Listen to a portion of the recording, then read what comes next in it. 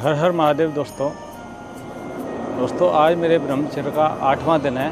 और दूसरी बात यह है कि जब आप ब्रह्मचर्य का पालन करते हो तो ब्रह्म मुहूर्त में उठना होता है, यानी कि आपको 3:30 से 5:30 के बीच में उठना है और योग करना है, पूजा भी कर सकते हो। एक कथा सुनाऊंगा तो कृपया करके उसको ध्यान से सुनें और कोई भी छोटी सी भी गलती हो तो माफ़ करना है मुझे। तो उस शिव पुराण से मैं एक कथा आपको सुना रहा हूँ कि भोलेनाथ ने पार्वती जी से शादी करना, भोलेनाथ तो पहले शादी करना चाहते ही नहीं थे, तो सभी देवता चाहते थे कि भोलेनाथ जल्दी से जल्दी शादी करें। और वो क्यों करें, क्या रीज़न है कि पहले भोलेनाथ की जो शादी हुई थी वो सती जी से हुई थी, और जो सती जी थी वो दक्ष की पुत्री थी। तो फिर उसके बाद दक्ष जी ने यज्ञ किया था, तो सती जी उस यज्ञ में गई थी दक्ष जी के घर पे। तो भोलेनाथ ने मना किया था कि हमारे वहाँ निमंत्रण नहीं है, आप ऐसे क्यों जा रही हो, सभी देवताओं को निमंत्रण आया लेकिन हमको निमंत्रण नहीं आया। तो उसका भी एक कारण था कि भोलेनाथ एक सभा में थे, तो वहाँ पर जब दक्ष जी आए थे तो सभी उठ के खड़े हो गए थे, लेकिन भोलेनाथ जी उन्हें देखकर खड़े नहीं हुए थे। दक्ष जी को क्रोध आ गया, उनको वो भूल गए कि भोलेनाथ सबके देव हैं, देवों के भी देव हैं। तो उन्होंने गुस्से में बोल दिया कि तुम्हारा माँ है, न बाप है, न भाई है, न बहन है, न तुम्हारा कुल का पता है, और न तुम्हारा रहने का जगह है, न तुम्हारे कपड़े हैं, भस्म लगाते हो, सांप लगाते हो। इस पर नंदी जी ने जवाब दिया कि तुम भूल रहे हो, तुम किससे बात कर रहे हो, ये देवों के भी देव हैं और तुम इनके बारे में क्या जानना चाहते हो। तो महादेव जी ने शांत कर दिया कि नंदी जी आप गुस्सा मत हुइए, आप तो इतने महान आदमी हो। आप यही बदला लेने के लिए दक्ष जी ने एक यज्ञ किया और उस यज्ञ में सभी देवताओं को बुलाया, भोलेनाथ को नहीं बुलाया। भोलेनाथ ने ये बात तो पार्वती जी को नहीं बताया, सती जी को नहीं बताई थी कि ऐसे ऐसे आपके पिता के साथ हमारा सभा में ऐसे कुछ विवाद हो गया है। सती जी बोल रही कि हे प्रभु मुझे पता पड़ा है, इंद्रदेव जा रहे थे, तो उनकी पत्नी जी ने बोला कि आप नहीं जा रहे हो, कि आप कहाँ जा रहे हो, कि आपके पिता के वहाँ तो वो है यज्ञ है, सबको बुलाया, आपको नहीं बुलाया क्या।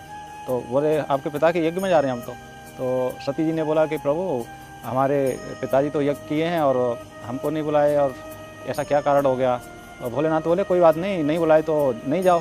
तो सती जी बोली कि नहीं बुलाए हैं तो आइए आइए आइए आइए, ये हमारे उज्ज्वल जी। हर हर महादेव बोलो। हर हर महादेव। तो अभी जा रहे हैं जिम। कितना टाइम हो रहा है अभी टाइम बज रहा है, आपको 5 बज रहा है और हमारा जिम टाइम है 5:10। 5:10। Okay, bye bye. हर महादेव। हर हर महादेव।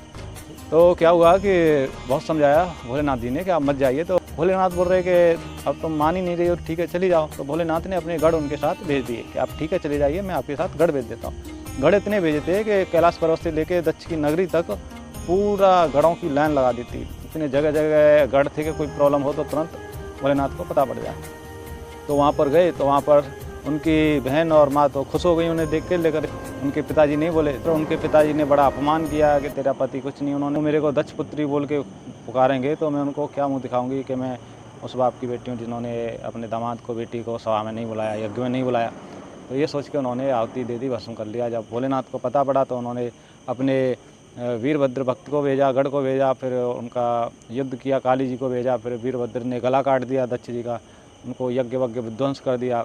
तो फिर यज्ञ में विष्णु जी को और सभी देवताओं को बुलाया था उसने दक्ष जी ने, तो फिर सभी देवता उनकी तरफ से युद्ध लड़ रहे थे, फिर भी वीरभद्र काली ने उनको युद्ध में हरा दिया और दक्ष का सर काट दिया और उसमें सर लेके उसमें जला दिया। उसके बाद भोलेनाथ को सब देवताओं ने प्रसन्न किया, कैसे भी माफ़ी मांगी। फिर भोलेनाथ ने जाके दोबारा बकरे का सिर लगाया, फिर सिर लगा के दक्ष को जिंदा किया। दक्ष जिंदा होके फिर भोलेनाथ का बहुत बड़ा भक्त बन गया। तो ये कहानी थी। उसके बाद भोलेनाथ जी फिर बैरागी होने लग गए, सती जी की याद में वो रहने लग गए। अब उधर क्या था, सब देवता परेशान थे कि अब कैसे भी भोलेनाथ जी शादी कर लें। उसका रीज़न ये था कि ब्रह्मा जी से एक तारकासुर करके एक राक्षस था, उसने शायद ब्रह्मा जी या भोलेनाथ जी से उसने किसी दोनों में से किसी एक भगवान से उसने प्रसन्न करके उनसे ये वरदान मांगा था कि प्रभु मेरे अजर अमर हो जाओ। तो ब्रह्मा जी ने, देवताओं ने बोला कि आप अजर अमर तो नहीं हो सकते, कुछ और वरदान मांगिए। कि ठीक है प्रभु ऐसा वरदान दीजिए कि यदि मेरी मृत्यु हो तो भोलेनाथ के अंश के द्वारा ही हो। तो ब्रह्मा जी ने बोला कि ठीक है ऐसा ही होगा। तो सब देवता चाहते थे कि जब तक भोलेनाथ जी शादी ही नहीं करेंगे दूसरी, तो फिर कैसे उनका पुत्र पैदा होगा और उनका पुत्र ही उसको मारेगा, क्योंकि उस राक्षस ने जब वरदान ले लिया था तो सब देवताओं को तितर बितर कर दिया था। तो अगली कथा ये सुना सकता हूँ कि भोलेनाथ और पार्वती जी की शादी।